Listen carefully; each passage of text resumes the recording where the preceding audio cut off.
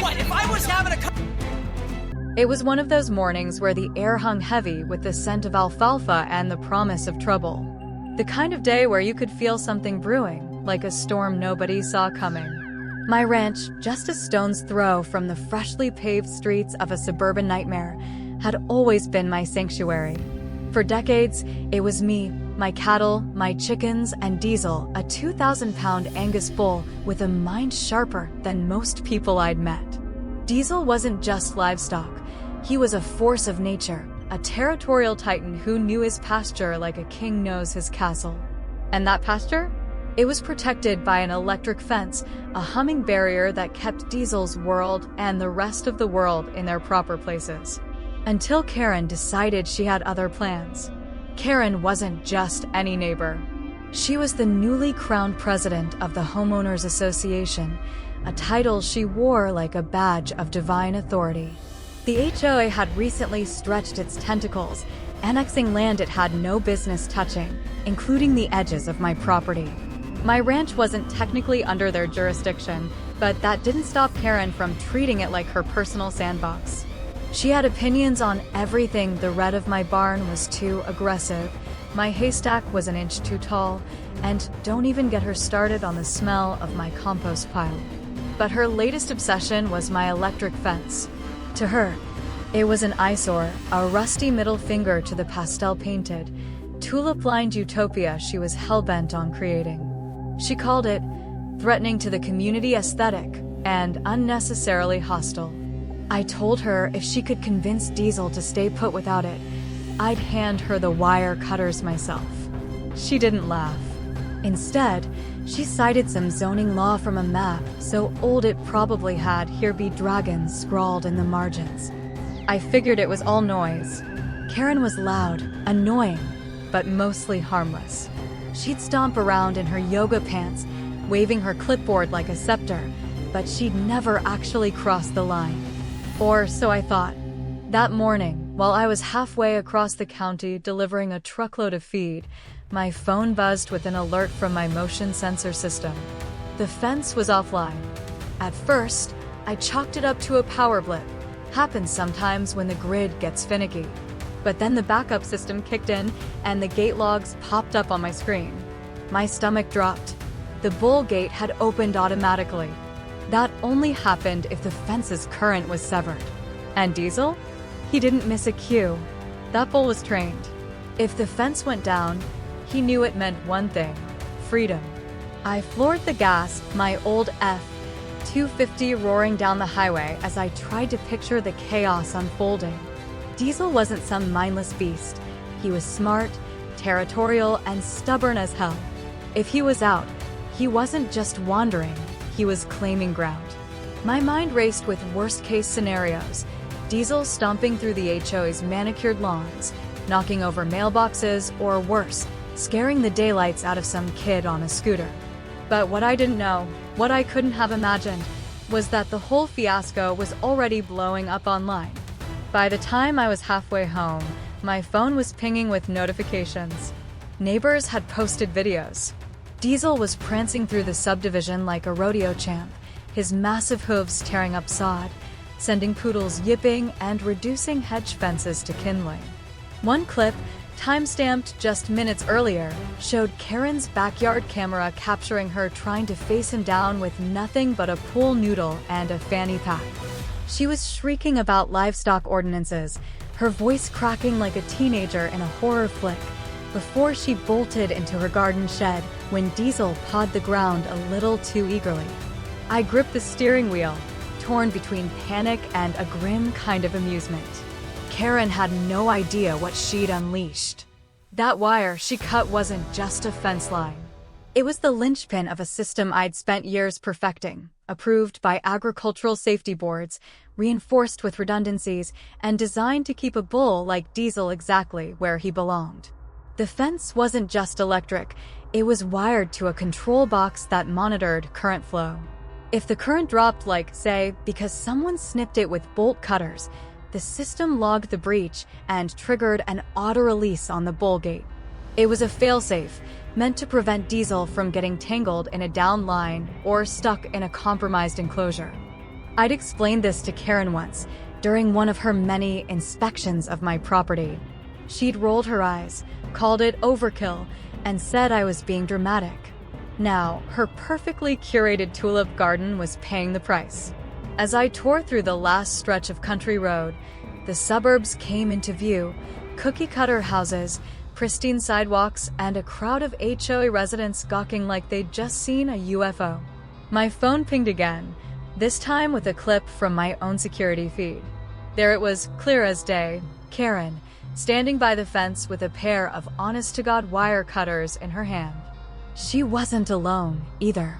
She'd dragged along some poor landscaper, probably thinking he was there to trim hedges.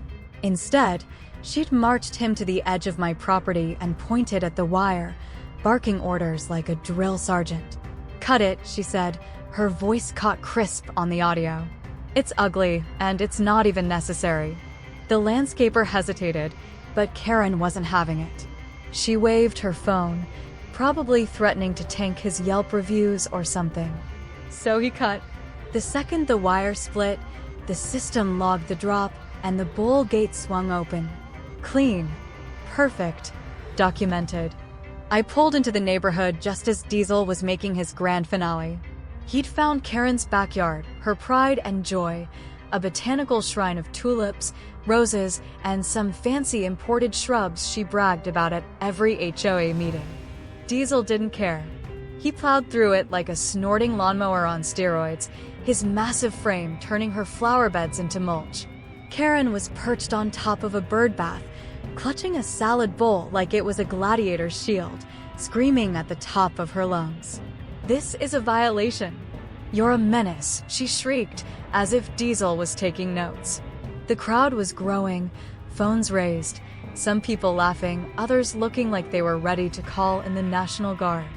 A couple of HOA board members were trying to corral Diesel with patio chairs and a yoga mat, like that was going to do anything.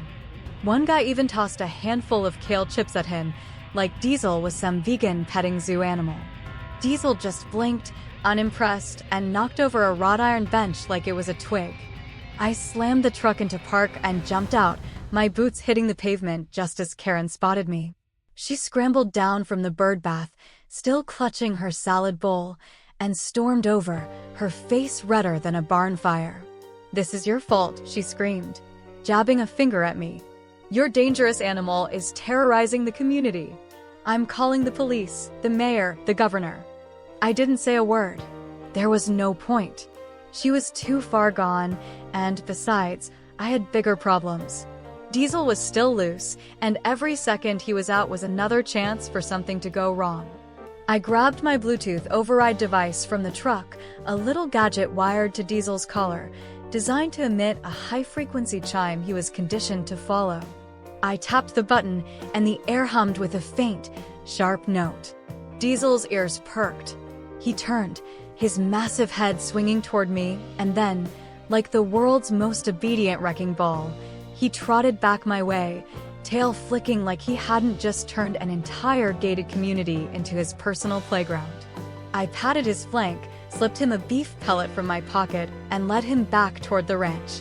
The crowd parted like the Red Sea, some cheering, others still filming, and Karen just stood there, fuming, her phone shaking in her hand as she tried to narrate her version of events to her followers. "This is an outrage," she yelled. "Public endangerment. Trespassing livestock."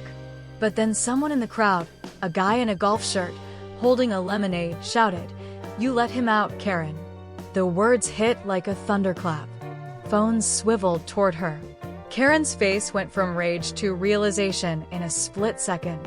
She tried to pivot, stammering something about the landscaper acting alone, but the landscaper himself, still standing by the fence, threw her under the bus. "She told me to cut it," he yelled, pointing straight at her. "Said it was just for show." The crowd erupted, a mix of gasps and laughter. Karen's reign of terror was unraveling in real time, and she knew it. I didn't stick around to gloat. I had a bowl to get home, a fence to fix, and a security feed to back up. As I walked Diesel back to the pasture, the hum of the crowd faded behind me, replaced by the familiar crunch of gravel under my boots. The gate clanged shut, and Diesel snorted, settling into his field like nothing had happened. But something had happened. Karen hadn't just cut a wire. She'd cut the thread holding her little suburban empire together. And Diesel? He'd just become a legend. That night, as I sat on the porch with a beer, replaying the security footage, I couldn't help but laugh. The video was crystal clear. Karen, wire cutters in hand, ordering the cut. The landscaper's hesitation. The exact moment the system logged the breach. It was all there, time-stamped, indisputable. I backed it up on a thumb drive, just in case. My phone was still buzzing with notifications, neighbors sharing clips, strangers commenting on Diesel's rampage, and even a few memes starting to circulate. One showed Diesel with a superhero cape, captioned the HOA Avenger. Another had Karen's face photoshopped onto a cartoon villain, cowering behind her salad bowl. I didn't know whether to be proud or worried. Diesel was a bull, not a celebrity. But the internet had other plans. What Karen didn't realize, what she couldn't have known, was that her little stunt wasn't just a mistake. It was a declaration of war. She'd crossed a line, not just onto my property, but into a world she didn't understand. Rural life isn't like her HOA rulebook. It's not about font sizes or grass height. It's about systems, instincts, and consequences. That fence wasn't just a wire. It was a boundary, a promise, a line in the sand. And when she cut it, she didn't just free Diesel. She freed something bigger, something she'd spend the next few weeks trying and failing to contain. The morning after the incident, the neighborhood was quiet, like it was holding its breath. I sipped my coffee, watching the local news replay drone footage of Diesel stomping down Elia Lane like a furry freight train. Another clip showed Karen ducking behind a recycling bin, her clipboard splintered under Diesel's hoof. The best one, though, was a fan edit with dramatic music, calling Diesel the bull who broke the HOA. I chuckled, but deep down, I knew this wasn't over. Karen wasn't the type to slink away. She'd come back harder, meaner, and more delusional than ever. And when she did, I'd be ready. Because this wasn't just about a bull or a fence. It was about a way of life, one she'd never understand, and one I'd fight to protect. Diesel snorted from the pasture, like he was agreeing. We were just getting started. The sun was barely up the next morning when I stepped onto the porch, coffee in hand, and surveyed the fallout from Diesel's suburban rampage. The neighborhood looked like it had been hit by a localized tornado, one with hooves and a grudge against tulips. Karen's backyard was ground zero, her once pristine flower beds now a muddy mess of trampled petals and upturned soil. Down the street, a few mailboxes leaned at awkward angles, and a hedge fence sagged like it had given up on life. My phone was still buzzing from the night before, flooded with notifications from neighbors, strangers, and even a local news outlet asking for comment. Diesel, blissfully unaware of his newfound fame, was curled up in the shade of the barn, snoring like a chainsaw. But I knew the quiet wouldn't last. Karen wasn't the type to let a public humiliation slide. She'd be back, and she'd bring her clipboard, her yoga pants, and a vengeance that could make a rattlesnake blush. Sure enough, by noon, Karen was in full battle mode. She'd printed flyers, hundreds of them. Judging by the stack, I saw her shoving into mailboxes. They were neon yellow, impossible to miss, with bolded text declaring my ranch a public safety hazard and Diesel a rogue livestock threat. She'd even included a blurry photo of Diesel, probably pulled from one of the viral videos, with his eyes edited to glow red like some demonic beast. It was laughable, but also a little unhinged. Karen wasn't just doubling down.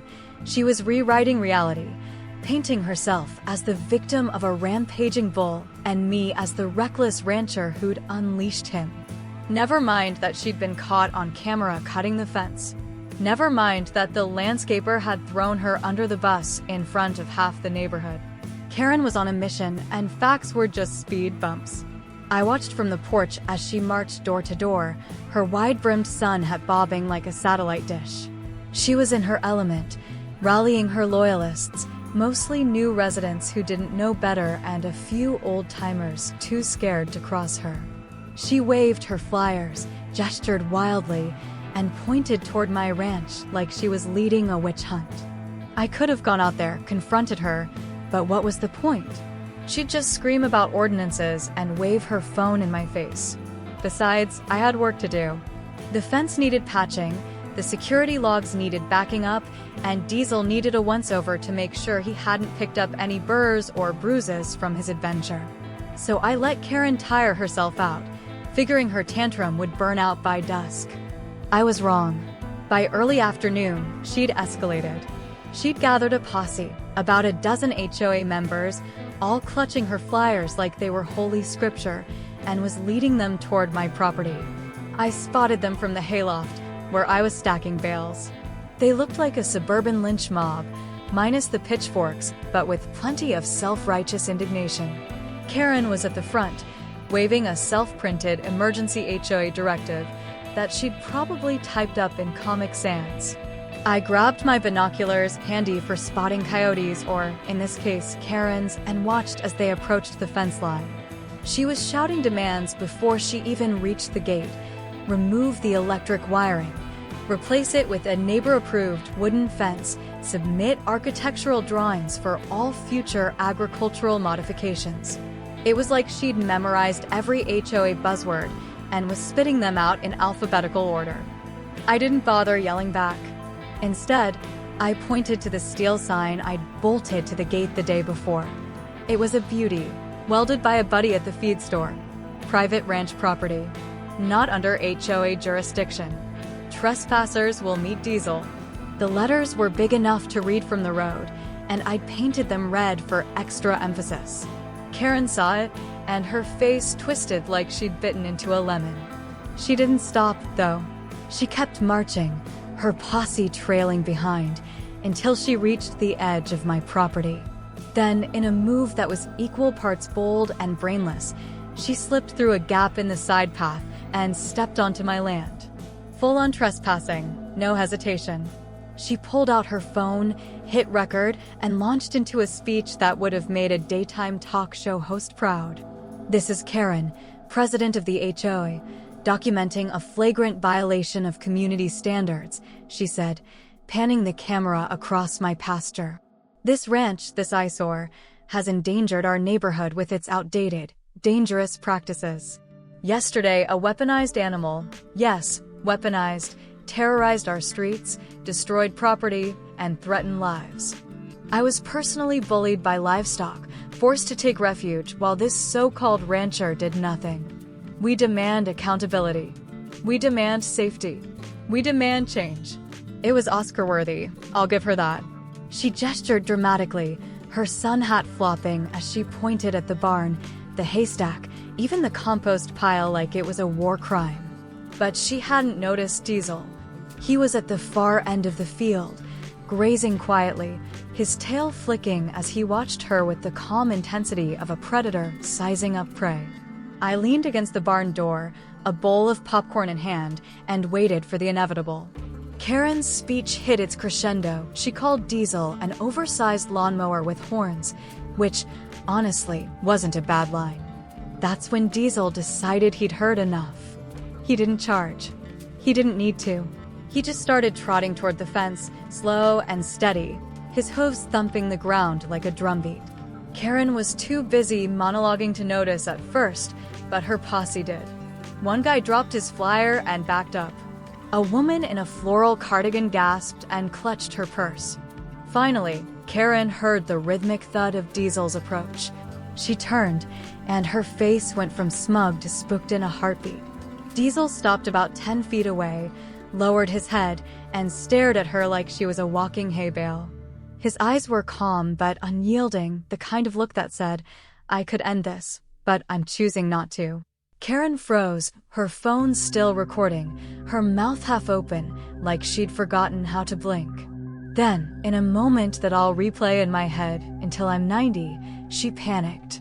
She let out a shriek that could have shattered glass and bolted toward the barn, where an old wooden wagon wheel was propped against the wall as decoration. In her mind, it was probably a ladder to safety. In reality, it was a disaster waiting to happen. She grabbed the wheel, tried to climb it like a gymnast, and promptly lost her grip. The wheel tipped, she flailed, and down she went, right into a wheelbarrow full of compost.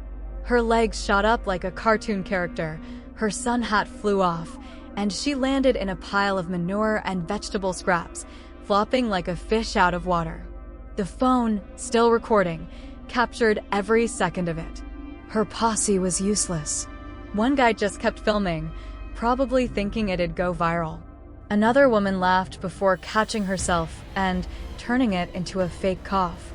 Diesel, unimpressed, snorted once and sauntered back to his grazing spot, like he'd just handled a minor inconvenience. Karen, meanwhile, was trying to claw her way out of the wheelbarrow, covered in dirt and potato peels, shouting about safety inspections and hostile environments. I didn't move. I just called out, "Next time, try an appointment." She glared at me, her dignity in tatters, and staggered to her feet, dragging her posse back to the road. You'd think that would have been the end of it. A public flop into a pile of compost should have been enough to make anyone rethink their life choices. But Karen wasn't anyone. She was a hurricane in human form, and she wasn't about to let a little thing like humiliation stop her. By evening, she'd regrouped and called an emergency HOA meeting at the community clubhouse. I got wind of it from a neighbor who texted me a photo of the invite, complete with a clip art gavel and the words urgent, addressing rural menace. I debated skipping it. HOA meetings were about as fun as a root canal, but curiosity got the better of me. Plus, I figured it'd be good entertainment. So I cleaned up, grabbed a thermos of coffee, and headed over. The clubhouse was packed, standing room only. Half the crowd was there to demand answers. The other half just wanted to see if Karen would implode again.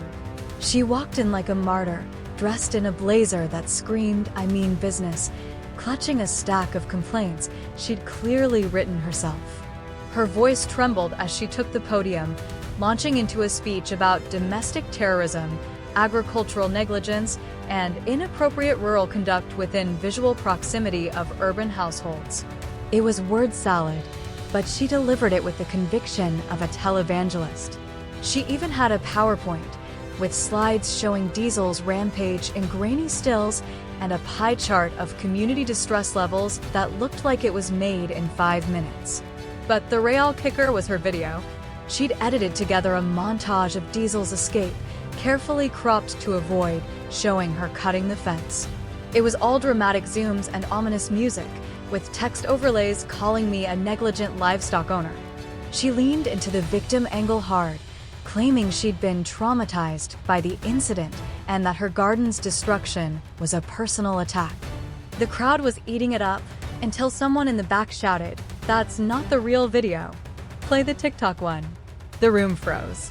Karen's face went pale. Before she could stop it, 3 people had airdropped the original footage, the unedited security feed from my fence, to the meeting's projector. Up it went, in glorious high definition. Karen, wire cutters in hand, ordering the landscaper to snip the wire. Diesel, walking calmly until a garden gnome startled him. Karen, locking herself in a plastic storage bin while screaming about ordinances. The room erupted. Laughter, groans, a few slow claps. Karen turned redder than a 4th of July watermelon, stammering about deep fake manipulation. But the landscaper, who happened to be my cousin and was secretly wearing a mic, stood up in the back and dropped the hammer. "Yeah, no," he said, loud enough for everyone to hear. She paid me cash and said the fence was just decorative. The silence was deafening. Karen tried to pivot, blaming miscommunication and external pressures, but it was over. The head of the HOA board cleared his throat and asked her to step outside while they conferred. 10 minutes later, she was back, only to be told she was suspended from all HOA duties pending a full investigation. She stormed out, muttering about lawsuits and conspiracies, her blazer flapping like a cape. The crowd dispersed, some shaking their heads, others high-fiving like they'd just won the Super Bowl. I didn't say a word.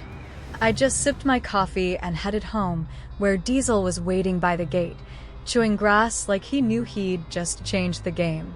That night, as I reset the fence and double-checked the security feed, I realized how close we'd come to real trouble. Diesel could have hurt someone.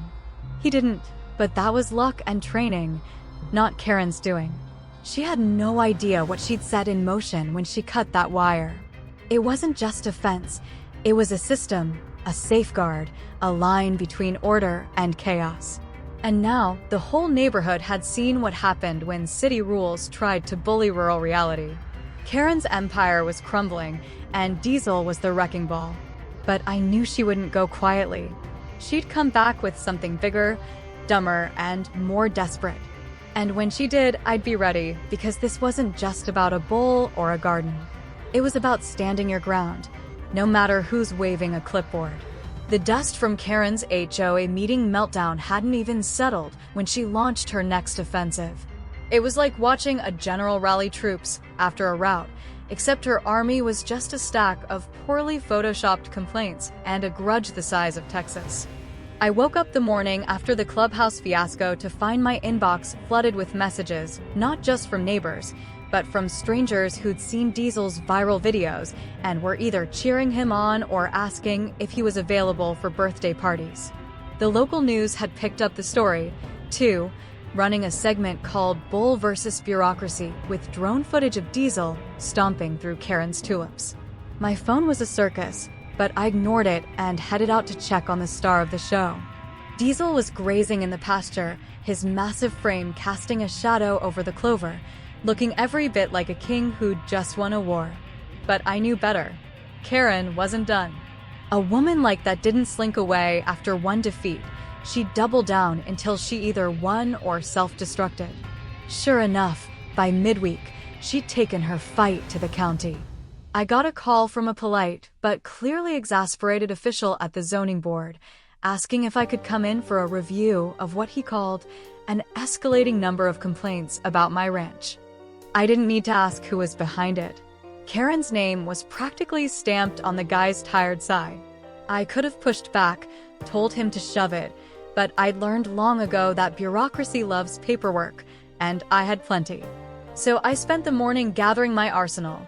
Deeds going back 3 generations, agricultural permits, livestock licensing, and the crown jewel, the installation contract for my electric fencing system. Signed off by both the State Agriculture Board and a federal livestock safety agency. That fence wasn't just legal, it was a damn model for rural infrastructure showcased at a regional rancher expo 2 years back. Karen thought she was playing chess, but I was about to flip the board. The county office was a squat, beige building that smelled like stale coffee and regret. I walked in with a binder thick enough to stop a bullet, dropped it on the official's desk, and watched his eyebrows shoot up. His name was Tom, a middle-aged guy with a comb-over and the weary look of someone who'd spent too many years refereeing petty disputes. "You're the bull guy, right?" he asked, flipping open the binder. I nodded, leaning back in the chair. He skimmed the first page, then the second, his frown deepening as he realized the depth of what I'd brought. "This is thorough," he muttered, pausing at the zoning map that clearly marked my land as agricultural, untouched by the HOA's greedy annexation.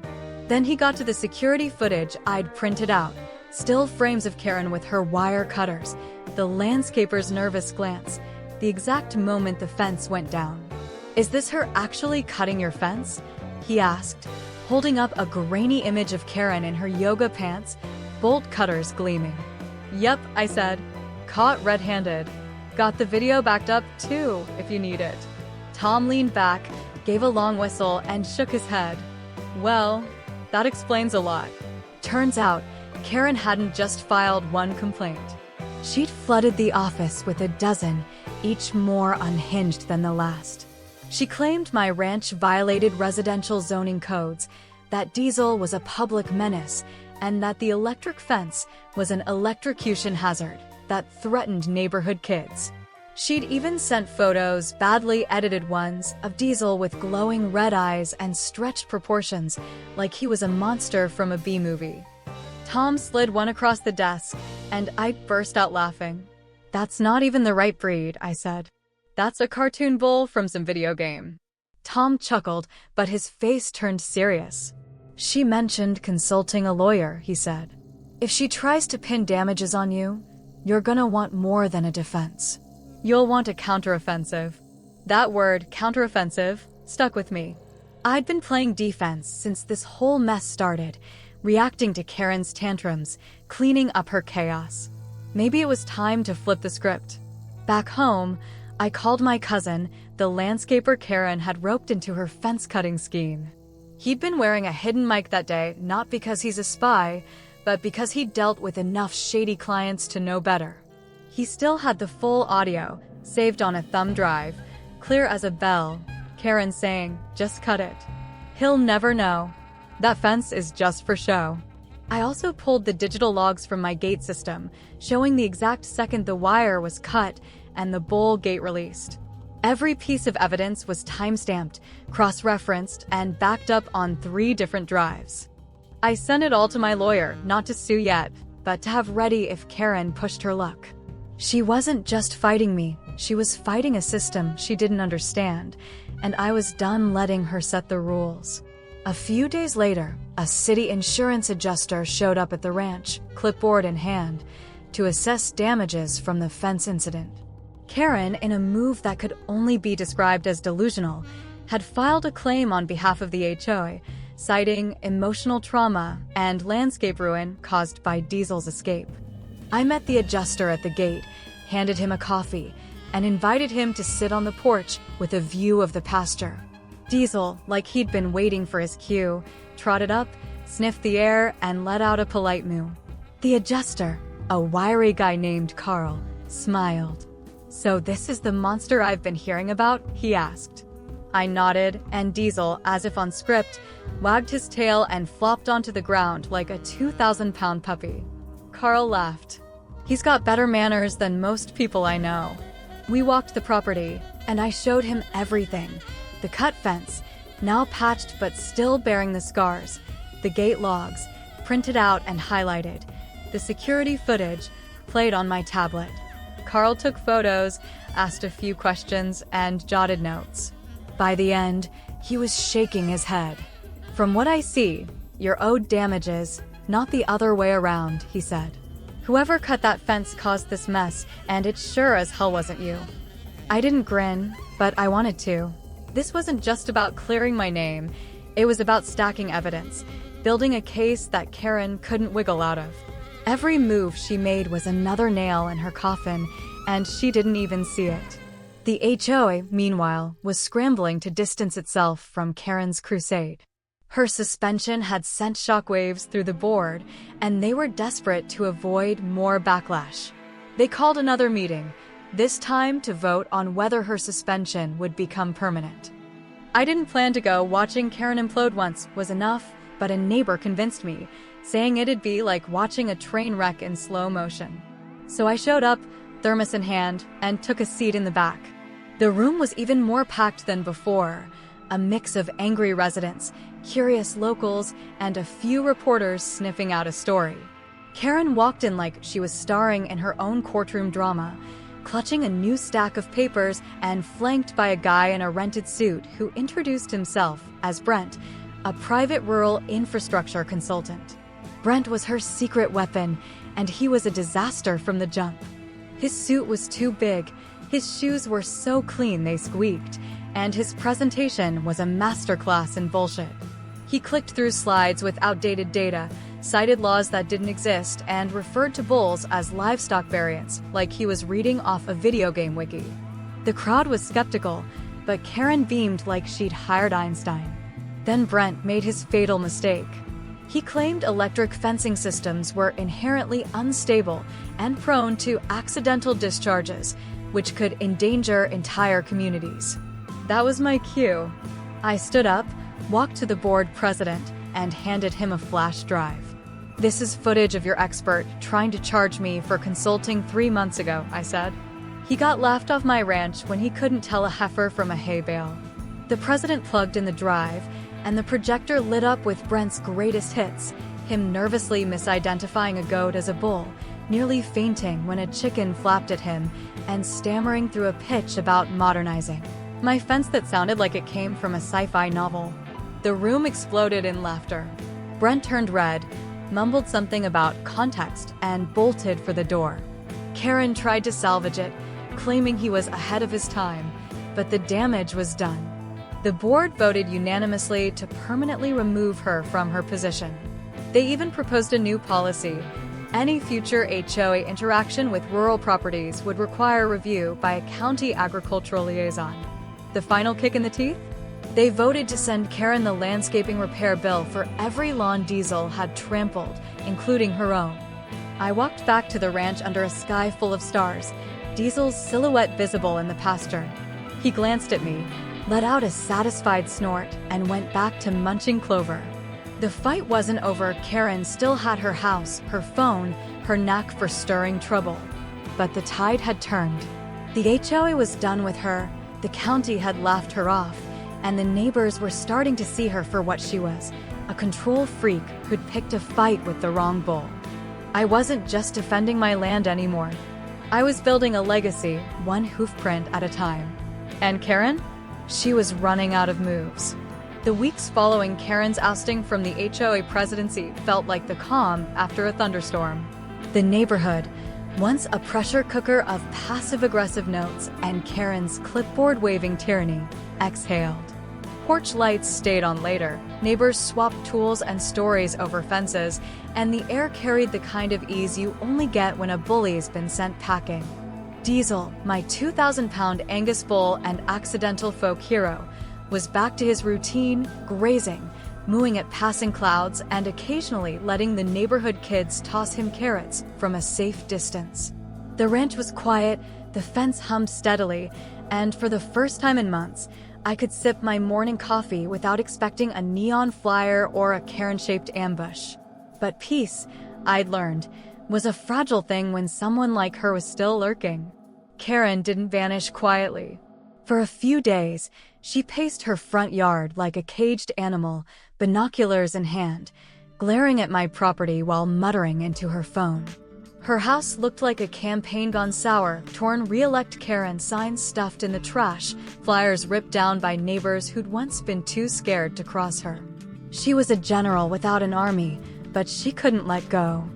I half expected her to show up at my gate with a megaphone or a new batch of complaints, but instead, something stranger happened. One morning, I found a basket on my porch. Inside was a stack of apology cards, each in different handwriting, each more pathetic than the last. "Sorry about the confusion," one read. "It was just a misunderstanding," said another. The third just pleaded, "Please don't bring the bull back." No return address, but the faint whiff of lilac perfume and control issues screamed Karen. I chuckled, set the cards aside, and tossed Diesel an extra scoop of pellets. If she thought a few Hallmark knockoffs would erase her fence-cutting stunt, she was dreaming. Still, the gesture stuck with me not because it was sincere, but because it showed how desperate she'd become. Karen wasn't apologizing out of guilt. She was trying to claw back control, to rewrite the narrative before the neighborhood cemented her as the villain. Too late. Diesel's rampage had become legend, his hoofprints a badge of honor on every trampled lawn. The local feed store started giving me free coffee, neighbors slapped my back at the gas station, and someone even dropped off a homemade Diesel the Defender t-shirt at my gate. The bull had done more than wreck Karen's tulips. He'd cracked open the HOA's stranglehold, giving people permission to laugh, to push back, to stop obsessing over mailbox fonts. And Karen? She was running out of moves. Then, without warning, a letter arrived. Not an email, not a typed HOA notice, but a handwritten note on lined notebook paper, the kind you'd tear from a school binder. The handwriting was tight, almost frantic, like the pen was racing to outrun shame. It started with 3 words I never thought I'd see from Karen. I was wrong. The rest was a messy mix of apology, explanation, and something close to confession. She wrote about her divorce, how it left her feeling like she'd lost her anchor. She said the HOA presidency was her way of rebuilding, of filling the silence with rules and order. "I thought if I could control the neighborhood, I could control myself," she wrote. Then came the line that hit hardest. "I didn't know how to stop until your bull literally rolled through my garden and made me." Attached was a gift card to the local farm supply store and a sticky note that read, "For Diesel. Buy him something fun." I sat on the porch, the letter in one hand, a beer in the other, watching the sun dip behind the hills. Diesel wandered over, nudged my boot, and flopped down with a sigh that rattled the floorboards. I didn't know if Karen's words were genuine or just guilt catching up, but for the first time, I didn't feel angry. Not really. I'd won. Diesel had won. The neighborhood had won. Sometimes that was enough. But Karen wasn't done writing her own ending. A few days later, I noticed a moving truck parked in front of her house. Workers hauled out boxes, furniture, and that lemon-patterned robe she'd worn during her koi pond plunge. Word spread fast. Karen was selling her place and moving back to her family. Some said for a reset. Others whispered she'd been encouraged to leave by the new HOA board. I didn't throw a party or crack open a champagne bottle. I just watched from my gate as she loaded the last box into the truck and lingered on her porch. She didn't wave, didn't say goodbye, but before she climbed into the passenger seat, she looked across the trail toward my property. Diesel stood by the fence, ears twitching, watching her like he knew this was their final standoff. Their eyes locked for a moment, and then she was gone, the truck disappearing down the road. With Karen out of the picture, the neighborhood bloomed in ways it hadn't in years. People stopped tiptoeing around HOA rules. They threw impromptu barbecues, shared lawnmowers, and painted their mailboxes whatever color they damn well pleased. The HOA, now led by a board that actually listened, ditched the surprise inspections and started hosting open meetings where people could speak without fear of a Karen glare. Diesel became a mascot of sorts, invited to the community's spring fair where he sat behind a picket fence while kids tossed bean bags and snapped selfies with a sign that read Diesel the Defender. Someone even wrote a parody song, Karen's Koi Pond Plunge, performed with a guitar to raucous applause. I brought a bucket of carrots for Diesel and a tray of homemade beef jerky for the crowd. He ate every carrot. The jerky didn't last 10 minutes. The HOA board, in a twist of irony, added a new bylaw inspired by Karen's chaos. It stated that no homeowner or board member could interfere with agricultural operations on adjoining properties, especially livestock fencing. They printed it in bold, laminated it, and presented it to me like a peace offering. Along with it came a plaque for Diesel, engraved with 4 services rendered in defense of community sanity. It now hangs on the barn, slightly crooked because Diesel keeps headbutting the wall when he's excited. I didn't stop there though. I added my own touch to the ranch, a new wooden sign by the bull gate, carved by a friend at the local lumber shop. It reads, "Welcome to the ranch, home of Diesel and the guy who let him loose." Below, in smaller text, "Do not touch the fence. Last person who did moved to another zip code." The delivery guy laughed so hard he nearly dropped his package. The internet kept Diesel's legend alive. I got emails from strangers wanting to visit, interview me, or feature Diesel in some low-budget documentary. I turned most down. This wasn't a circus, it was my life, messy and real. But the videos, the memes, the Reddit threads, they captured something bigger. People saw Diesel as a symbol, a middle finger to petty tyrants everywhere. One meme showed him with a crown, captioned, "King of Chaos." Another had Karen's face on a cartoon villain, fleeing from a bull-shaped superhero. I didn't fuel the fire, but I didn't douse it either. Let the world have its fun. Diesel earned it. As spring turned to summer, the ranch settled into a rhythm. The fence hummed, the grass grew tall, and Diesel stood by the gate every morning, staring into the distance like he was waiting for another chance to shake things up. I'd catch myself watching him, wondering what he'd do if Karen ever came back. Part of me hoped she wouldn't, she'd caused enough trouble. But another part, the part that loved a good story, almost wished she'd try. Because Diesel wasn't just a bull. He was a lesson, a reminder that nature doesn't bend to clipboards or yoga pants. Karen learned that the hard way, and in doing so, she gave the rest of us something precious, the freedom to live without her shadow. Looking back, I realized Diesel didn't just break a fence or a flower bed. He broke a spell. He showed a neighborhood what it could be when people stopped bowing to petty rules and started laughing together. He showed me, too, that sometimes the best way to fight a bully isn't with words or lawyers, but with a stubborn, snorting force of nature who doesn't care about your 5-year landscaping plan. Karen thought she could control everything: grass height, mailbox fonts, my ranch. But she forgot one thing: control is an illusion, and a bull like Diesel doesn't play by anyone's rules but his own. So here's to Diesel, the bull who turned a suburban cage into a wide-open field.